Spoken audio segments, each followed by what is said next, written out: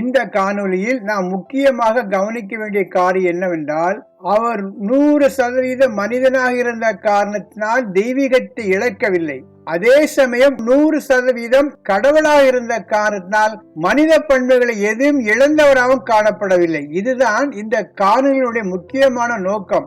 இரண்டையும் தன்னகத்தே வைத்திருந்த ஒரு நபராக ஆண்டவராய் இயேசு கிறிஸ்து 33 ஆண்டு காலம் வாழ்ந்தார் என்பதை பற்றிதான ஒரு சுருக்கமான பார்வைதான் இந்த வேத தியான பகுதி.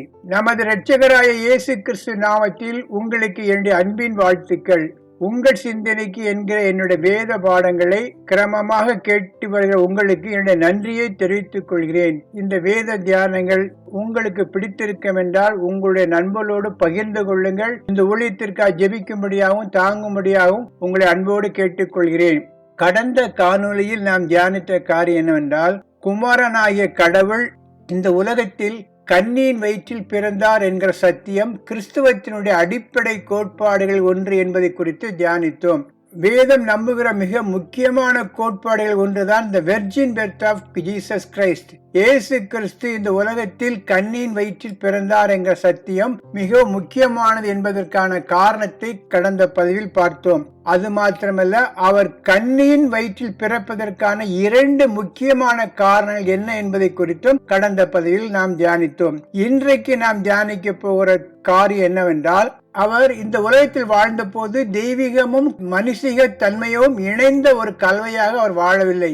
100% தெய்வீகமாகவும் 100% மனித பண்புகளோடும் வாழ்ந்த தனித்தனியே கொண்ட ஒரு நபராக ஆண்டவராய் இயேசு கிறிஸ்து இந்த உலகத்தில் காணப்பட்டார். 2 மிக்ஸ் ஆகி ஒரு தோன்றின ஒரு மனிதனாக அல்ல, 2 குணங்களையும் தெய்வீகத்தையும் மனித தன்மைகளையும் இணைத்தே தன்னகத்தை கொண்ட ஒரு நபராக ஆண்டவராய் இயேசு கிறிஸ்து இந்த உலகத்தில் வாழ்ந்த போது காணப்பட்டார்.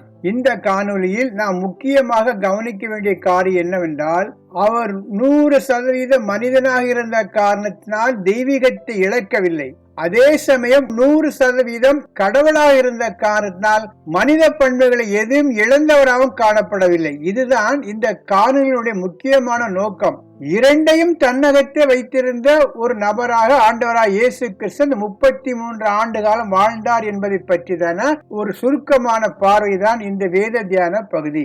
ஆண்டவராய் இயேசு கிறிஸ்து மேசியாவாக இந்த உலகத்தில் தோன்றுவார் என்று பழைய ஏற்பாட்டில் நூற்றுக்கணக்கான தீர்க்க தரிசனம் இருந்தாலும், அவர் இந்த உலகத்தில் வாழ்ந்த அந்த 33 ஆண்டு காலத்தில் தன்னுடைய வாழ்க்கையில் அவர் எவ்விதம் மனித பண்புகளோடும் தெய்வீக தன்மையோடும் காணப்பட்டார் என்பதை இந்த பதிவில் சுருக்கமாக பார்க்கலாம். How he was divine 100%, how he was human 100%. 100% தெய்வீகத்தோடும் 100% மனித பண்புகளோடும் அவர் காணப்பட்டார் என்பதற்கான வேத பகுதிகளை இந்த பகுதியில் நாம் தியானிக்கலாம். முதலாவது நாம் பார்க்கக்கூடிய காரியம் என்னவென்றால், ஒரு மனிதனுக்கு 3 காரியங்கள் அவசியமாக காணப்பட வேண்டும்: சரீரம், ஆவி, ஆத்மா. ஒரு மனிதன் என்றாலே இந்த 3 நிலைகளை கொண்டவன் தான் மனிதன் என்று கருதப்படும். அப்படி பார்க்கும் பொழுது இயேசு கிறிஸ்துவுக்கு ஒரு சரீரம் இருந்ததாக நாம் வேதத்தில் பார்க்கலாம். மத்தேயு 26:12. இவர் இந்த தைலத்தை என் சரீரத்தின் மேல் ஊற்றினது என்னை அடக்கம் பண்ணுவதற்கு எத்தனமான செய்கையாயிருக்கிறது.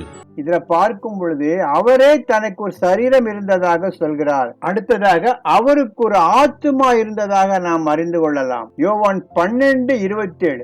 இப்பொழுது என் ஆத்துமா கலங்குகிறது, நான் என்ன சொல்லுவேன்? பிதாவே, இந்த வேளையினின்று என்னை ரட்சியும் என்று சொல்வேனோ? ஆகிலும் இதற்காகவே இந்த வேளைக்குள் வந்தேன். இது எப்பொழுது நடந்தது என்றால், கல்வாரி சிலுவைக்கு செல்வதற்கு முன்பாக ஆண்டவர் இயேசு கிறிஸ்து கலங்கிய போது அவர் சொன்ன வார்த்தை, என் ஆத்துமா கலங்குகிறது. தன்னை குறித்து சொல்கிறார். தனக்கு ஒரு ஆத்துமா இருப்பதை தானே டிக்ளேர் பண்ணுகிறார். சரீரம் இருப்பதாகவும் அவர் தான் சொல்கிறார், ஆத்துமா இருப்பதாகவும் அவர் தான் சொல்கிறார். அடுத்ததாக பார்க்கும் பொழுது அவருக்கு ஒரு ஆவி இருந்ததாக நாம் அறிந்து கொள்ளலாம். மார்க் 2:8. அவர்கள் தங்களுக்குள்ளே இப்படி சிந்திக்கிறார்கள் என்று இயேசு உடனே தம்முடைய ஆவியில் அறிந்து அவர்களை நோக்கி, நீங்கள் உங்கள் இருதயங்களில் இப்படி சிந்திக்கிறதென்ன?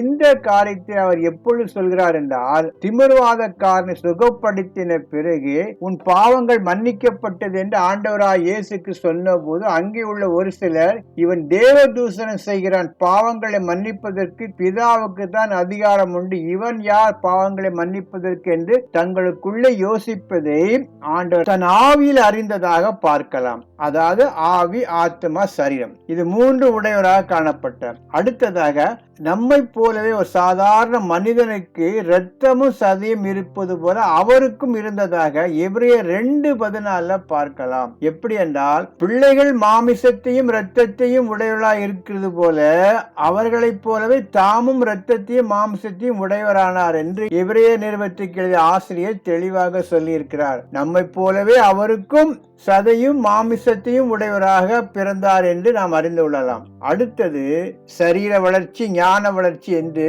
அப்படி வளர்ச்சி பெற்ற ஒரு மனிதனாக இயேசு கிறிஸ்து காணப்பட்டார். எப்படி என்றால், லூக்கா 2:52 இயேசு கிறிஸ்து ஞானத்திலும் வளர்ச்சியிலும் தேவ கிருபையிலும் மனித தயவிலும் அதிகமாய் வளர்ந்தார் என்று சொல்லப்பட்டிருக்குது. ஒரு நார்மலான ஒரு குழந்தை எப்படி ஞானத்தில் வளருமோ, சரீரத்தில் வளருமோ, மனித தயவில் வளருமோ, அதுபோல 3 காரியங்களும் இவருடைய வாழ்க்கையில் நடைபெற்றதாக பார்க்கலாம். அடுத்தது, நம்மை போலவே அவருக்கும் பசிதாகம் ஏற்பட்டதாக மத்தேயு 4:2 பார்க்கலாம். நம்மை போலவே அவருக்கும் சோர்வு ஏற்பட்டது. அடுத்ததாக பார்க்கும் பொழுது, ஒரு மனிதன் அன்பு கூறுவது போல அவர் நம்மேல் அன்பு கூர்ந்தார் என்று பார்க்கலாம். அடுத்ததாக பார்க்கும் பொழுது கண்ணீர் விட்டார் என்று பார்க்கலாம். யோவான் 11:35 கண்ணீர் விட்டதாக இந்த இடத்தில் நாம் பார்க்கலாம். அடுத்ததாக அவர் பாடுபடும் போது, சிலுவையில் அறையப்படும் பொழுது அவர் உடலில் இருந்து இரத்தம் வழிந்ததாக பார்க்கலாம். அவர் சந்தோஷப்பட்டதாக பார்க்கலாம், மகிழ்ச்சி அடைந்ததாக பார்க்கலாம். அதற்கு பிறகு தேவாலயத்தை திருடர்கள் குகையாக மாற்றின போது கோபப்பட்டதாக பார்க்கலாம். அப்புறம் தன்னுடைய பாடுகளினாலே கீழ்ப்படுதலை கற்றுக்கொண்டார் என்று பார்க்கலாம். அவர் தேவனுடைய குமாரனாக இருந்தாலும் அவரும் கீழ்ப்படுதலை கற்றுக்கொண்டார் என்று பார்க்கலாம். அடுத்தபடியாக அவரும் பிதாவை நோக்கி ஜெபித்ததாக பார்க்கலாம். இப்படி எல்லா வகையிலும் நம்மை போலவே 100% மனிதனுக்குரிய சாயலோடு குணங்களோடு காணப்பட்டதாக அறிந்து கொள்ளலாம். எல்லாவற்றிற்கு மேலாக நம்மை போலவே ஒரு பிறந்த ஒரு மனிதன் மரிப்பது போல அவரும் சிலுவையில் மரித்தார். அவர் தேவனுடைய குமாரனாய் இருந்தாலும் அவர் மனிதனாய் பிறந்த காரணத்தினாலே நித்தியமான அந்த தேவன் 33 ஆண்டுகால வாழ்க்கையை முடித்து அவர் மரித்ததாக பார்க்கலாம். இப்படி இயேசு கிறிஸ்துங்கிற பேர் வாழ்ந்த போது 100% 100% அவர் முழுக்க மனிதனாக வாழ்ந்தான் என்கிற காரியத்தை இதன் மூலமாக நாம் அறிந்து கொள்ளலாம். அடுத்ததாக, இயேசு கிறிஸ்து தான் வாழ்ந்த காலங்களில் எப்படி 100% தெய்வீகமாக கடவுளுடைய தன்மைகளோடு காணப்பட்டார் என்பதை சுருக்கமாக இப்பொழுது பார்க்கலாம். இதை பற்றி இயேசு கிறிஸ்து தெய்வீகமாக காணப்பட்டார் என்பதற்கான வசன ஆதாரங்கள் பல உண்டு. ஆனாலும் இந்த நேரத்தில் சுருக்கமாக அதை பற்றி முக்கியமான சில கருத்துக்களை மட்டும் பார்ப்போம். அவர் பிறந்த அந்த நாள் முதற்கொண்டு, from the day when he was born, அந்த நாளிலிருந்து அவர் கடவுளுடைய தெய்வீக தன்மையோடு தான் காணப்பட்டார் என்பது யோவான் 1:14 மூலமாக அறிந்து கொள்ளலாம். அந்த வார்த்தை மாம்சமாகி கிருபையினாலும் சத்தியத்தினாலும் நிறைந்தவராய் நமக்குள்ளே வாசம் பண்ணினார். அவருடைய மகிமையைக் கண்டோம். அது பிதாவுக்கு ஒரே பேரானவருடைய மகிமைக்கு ஏற்ற மகிமையாகவே இருந்தது. இங்கு என்ன சொல்லப்பட்டிருக்கின்றால், வார்த்தையானவர் கிருபையும் சத்தியமும் நிறைந்தவராய் பிதாவினிடத்தில் வந்ததாக பார்க்கலாம். அந்த டே ஒன்றிலிருந்து அவர் கிருபையும் சத்தியமும் நிறைந்தவராய் பிதாவினிடத்தில் வந்தவராய் காணப்பட்டார். அப்படி என்றால் இவர் முழுக்க தெய்வீக தன்மையோடு பிறந்த நாளிலிருந்து காணப்பட்டதாக அறிந்து கொள்ளலாம். அடுத்தபடியாக, ஒரு கடவுள் என்பதற்கான முக்கியமான 3 தகுதிகள்: அவர் எல்லாம் அறிந்தவராக இருக்க வேண்டும், எங்கும் நிறைந்தவராக இருக்க வேண்டும், சர்வ வல்லமை உள்ளவராக இருக்க வேண்டும். இந்த 3 காரியங்களையும் அவர் தன்னுடைய வாழ்நாளில் நிரூபித்து காண்பித்திருந்தார். குறிப்பாக அவர் எல்லாவற்றையும் அறிந்தவராக இருந்தார். தனக்கு என்ன நடக்க போவது என்பதை அறிந்திருந்தார். யூதாஸ் காரியத்தை தன்னை காட்டிக் கொடுக்க போவதையும் அறிந்திருந்தார். நத்தானியேலை பற்றி சொல்லும் பொழுது அவரை பார்ப்பதற்கு முன்பாக கபடற்ற உத்தம இஸ்ரவேல் என்று அவரை பற்றி தெளிவாக சொல்லியிருந்தார். சமாரிய பெண்ணுடைய வாழ்க்கையை பற்றி, பழைய வரலாறுகளை பற்றி தெளிவாக அறிந்திருந்தார். இப்படி சொல்லிக் கொண்டே போகலாம். பரிசேயருடைய சிந்தனைகளை அறிந்திருந்தார். குறிப்பாக மத்திய சுவிசேஷம் 9வது அதிகாரம் 3-4. அதுபோல சதிசேயருடைய எண்ணங்களையும் அவர் அறிந்திருந்தார் என்று பார்க்கலாம். மார்க் 12:34. இப்படி சொல்லிக் கொண்டே போகலாம். அவர் எல்லாவற்றையும் அறிந்தவராக இருந்தார். அது மாத்திரமல்ல, அவர் சர்வ வல்லமை உள்ளவராக இருந்திருந்தார். மத்திய 28:18 பார்க்கும் பொழுது அவரே சொன்ன வார்த்தை, வானத்திலும் பூமியிலும் எனக்கு சகல அதிகாரமும் கொடுக்கப்பட்டுள்ளதாக அவர் மிகப்பெரிய ஒரு டிக்ளரேஷனை சொல்றார். எனக்கு எல்லா அதிகாரமும் கொடுக்கப்பட்டிருக்கு என்று சொல்கிறார். அவர் உயிரோடு இருந்த நாட்களில் மரித்தவரை உயிரோடு எழுப்பினார். மரித்தவரை உயிரோடு எழுப்புகிற காரியம் கடவுளால் மட்டுமே செய்ய முடியும். எனவே அப்படிப்பட்ட மிகப்பெரிய அதிசயங்களை செய்தார். காற்றையும் கடலையும் அதட்டினார். இப்படி சகல வல்லமையோடு அவர் தன் வாழ்ந்த காலங்களில் காணப்பட்டார். அடுத்ததாக பார்க்கும் பொழுது அவர் எங்கும் நிறைந்தவராக காணப்பட்டார். எங்கே 2-3 பேர் நாமத்தினால் கூடியிருக்கிறீர்களோ அவர்கள் மத்தியில் வருவேன் என்று எங்கும் நிறைந்தவராக அவர் காணப்பட்டார். இப்படி அந்த கடவுளுடைய முக்கியமான அந்த 3 குணங்கள், எங்கும் நிறைந்தவர், எல்லாம் அறிந்தவர், சர்வ வல்லமை உள்ளவர் என்கிற அந்த குணாதிசயங்களை அவர் தம்முடைய வாழ்நாளில் நிரூபித்து காட்டியிருந்தார். அதற்கு பிறகு பார்க்கும் பொழுது ஒரு கடவுளுக்குத்தான் பாவங்களை மன்னிக்கக்கூடிய அதிகாரம் உண்டு. அவர் தன் வாழ்நாளில் பாவங்களை மன்னித்தவராக காணப்படுகிறார்.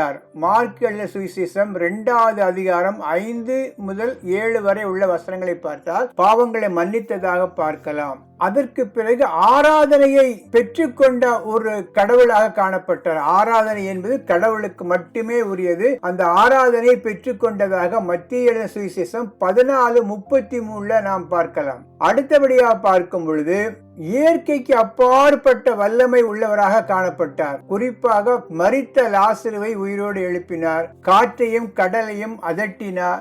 மனிதனால் செய்ய முடியாத அதிசயங்களையும் அவர் நடப்பித்து காண்பித்தார். இப்படி இயற்கைக்கு அப்பாற்பட்ட வல்லமை உள்ளவராக காணப்பட்டார். அது மாத்திரமல்ல, தன்னை என்றைக்கும் நிலைத்து நிற்பவராக அவர் சொல்லியிருக்கிறார். குறிப்பாக யோவான் 8:58 பார்க்கும் பொழுது ஒரு காரியத்தை நாம் புரிந்து கொள்ள வேண்டும். அதற்கு இயேசு, ஆபிரகாம் உண்டாகிறதற்கு முன்னமே நான் இருக்கிறேன் என்று மெய்யாகவே மெய்யாகவே உங்களுக்கு சொல்லுகிறேன் என்றார். ஆபிரகாம் பிறப்பதற்கு முன்பாகவே நான் இருக்கிறேன் என்று சொல்கிறார். இருந்தேன் அல்ல, நான் ஆபிரகாம் பிறப்பதற்கு முன்பாகவே நான் இருக்கிறேன் அப்படின்றால் அவர் தொடர்ந்து இருக்கக்கூடிய ஒரு நபராக காணப்பட்டார். அது மாத்திரமல்ல, யோவான் 10:30 பார்க்கும் பொழுது நானும் பிதாவும் ஒன்றே என்று கடவுளுடைய தன்மையோடு தன்னை இணைத்து காண்பிக்கிறவராக காணப்பட்டார். எல்லாவற்றிற்கும் மேலாக ஒரு மிக முக்கியமான குறிப்பு என்னவென்றால், அவர் பாவத்தை அறியாதவராக இருந்தார். பாவம் அவரிடத்தில் காணப்படவில்லை. பாவத்தை செய்யாதவராக இருந்தார். 3 காரியங்கள். ஒரு கடவுளால் மட்டுமே பாவத்தை செய்ய முடியாது, பாவத்தை அறிய முடியாது, பாவம் அவருக்குள் இருக்க முடியாது. மனிதனால் பிறந்த எந்த நபரும் இந்த 3ஐயும் தாண்டி வர முடியவே முடியாது. ஆனால் இயேசு கிறிஸ்து பாவத்தை அறியாதவராக இருந்தார். Jesus knew no sin. 2 கொரிந்தியர் 5வது அதிகாரம் 21. நாம் அவருக்குள் தேவனுடைய நீதியாகும்படிக்கு பாவம் அறியாத அவரை நமக்காக பாவமாக்கினார். பாவம் அறியாத அவரை நமக்காக பாவமாக்கினார். முக்கியமான வசனம். நாம் அவருக்குள் தேவனுடைய நீதியாகும்படி பாவம் அறியாத அவரை. அப்படி என்றால் ஜீசஸ் knew no sin. அடுத்தபடியாக அவர் பாவம் செய்யவில்லை. He did no sin. இதற்கு ஆதாரமாக உள்ள வசனம் எதுவென்றால் எபிரேயர் 4:15. அவர் எல்லா விதத்திலும் நம்மை போல சோதிக்கப்பட்டும் பாவம் இல்லாதவராயிருக்கிற பிரதான ஆசாரியர் என்று இங்கு சொல்லப்பட்டிருக்கிறது. எல்லா விதத்தில் நம்மை போல் சோதிக்கப்பட்டும் பாவம் இல்லாமல் இருக்கிற பிரதான ஆசாரியர். அப்படி என்றால் he did no sin. அடுத்தது, அவரிடத்தில் பாவமே காணப்படவில்லை. இது முக்கியமான ஒரு காரியம். யோவான் 14:30 பார்க்கும் பொழுது அவர் சொல்கிறார், உலகத்தின் அதிபதி என்னிடத்தில் வாரான், அவனுக்கு என்னிடத்தில் ஒன்றுமில்லை. அப்படி என்றால் பாவம் அவரிடத்தில் காணப்படவில்லை. இது ஒரு முக்கியமான ஒரு காரியம். அவர் தெய்வீகமாக கடவுளாக காணப்பட்டார் என்பதற்கு he knew no sin, he did no sin, He had no sin. அவரிடத்தில் அவர் பாவம் செய்யவில்லை, பாவத்தை அறியவில்லை, பாவம் அவரிடத்தில் காணப்படவில்லை. இப்படி பலவிதமான காரியங்கள் அவர் தெய்வீகமாக காணப்பட்டார் என்பதற்கான ஆதாரங்களாக இருக்கிறது. எனவே இதை அடிப்படையாக கொண்டு நாம் சிந்திக்கக்கூடிய காரியம் என்னவென்றால், இயேசு கிறிஸ்து தான் வாழ்ந்த நாட்களில் அவர் தெய்வீகமாகவும் காணப்பட்டார், மனிதனாகவும் காணப்பட்டார். இறுதியாக ஒரு சில கருத்துக்கள். Christianity is a religion of miracle என்று சொல்வார்கள். அவருடைய பிறப்பு ஒரு அதிசயம், அவருடைய உயிர்த்தெழுதல் ஒரு அதிசயம், அவர் விண்ணகத்துக்கு எடுத்துக்கொள்ளப்பட்ட காரியமும் ஒரு அதிசயம்தான். இந்த 3 அதிசயங்களும் எதை சார்ந்திருக்கிறது என்றால், அவர் இந்த உலகத்தில் தேவனுடைய குமாரனாக வாழ்ந்த அந்த காரியத்தின் அடிப்படையிலே அமைந்திருக்கிறது. குமாரனாகிய தேவன் இந்த உலகத்தில் 33 ஆண்டுகள் வாழ்ந்த பிறகு பிதாவாகிய தேவன் அவர் உயிரோடு எழுப்புவதற்கான முக்கியமான காரணம், மறுபடியும் குமாரன் தன்னுடைய பழைய மகிமைக்கு கொண்டு வர வேண்டும். 33 ஆண்டுகள் மகிமையை இழந்து நமக்காக வாழ்ந்த அந்த காலத்தை முடித்துவிட்டு மறுபடியும் பிதாவானவர் தம்மோடு எடுத்துக்கொண்டு பழைய நிலைமைக்கு குமாரனோடு இருக்க வேண்டும் என்கிற அந்த நோக்கத்தோடு கூட அவரை உயிரோடு எழுப்பினார். அது மாத்திரமல்ல, உயிரோடு எழுப்பி தன்னை விண்ணகத்துக்கு அவரை அழைத்துக் கொண்டார். இது எல்லாமே எதனுடைய அடிப்படையா இருக்கிறது என்றால், குமாரனாகிய தேவன் இந்த உலகத்தில் மனிதனாக அவதரித்தார் மட்டுமல்ல, அவர் தேவனுடைய குமாரனாக இருந்தார் என்கிற காரியத்தின் அடிப்படையிலே இந்த சத்தியங்கள்லாம் அமைந்திருக்கிறது. எனவே குமாரனாகிய தேவன் இந்த உலகத்தில் கிறிஸ்து என்கிற பெயரில் அவதரித்த பொழுது அவர் 100% மனிதனாகவும் 100% தெய்வீகமாகவும் பிறந்தார். தேவனுடைய குமாரனாக பிறந்தபடியினாலே அவர் மனிதத்தன்மையை இழக்கவும் இல்லை, மனிதனாக பிறந்த காரணத்தினாலே அவருடைய தெய்வீகத்தன்மை இழக்கவும் இல்லை என்கிற சத்தியம் என்பது நம்முடைய உள்ளத்தில் ஆழத்தில் பதிந்து கொள்ள வேண்டிய ஒரு மிக முக்கியமான சத்தியம். கர்த்தராகிய இயேசு கிறிஸ்துவானவர் மாம்சத்தின்படி தாவீதின் சந்ததியில் பிறந்தவரும் பரிசுத்தமுள்ள ஆவியின்படி தேவனுடைய சுதன் என்று மரித்தோரிலிருந்து உயிர் தெழுந்ததினாலே பலமாய் ரூபிக்கப்பட்ட தேவகுமாரனுமாயிருக்கிறார். இந்த செய்திகள் உங்களுக்கு பிடித்திருக்கும் என்றால் லைக் கொடுங்க. இதை பற்றியுள்ள உங்களுடைய விமர்சனங்களை யூடியூபில் பதிவிட்டால் நலமா இருக்கும். இந்த ஊழியத்தை நீங்க ஜெபத்தினால் தாங்கும்படியாக உங்கள் அன்போடு கேட்டுக்கொள்கிறேன். கர்த்தர் மகிமைப்படுவாராக. ஆமேன்.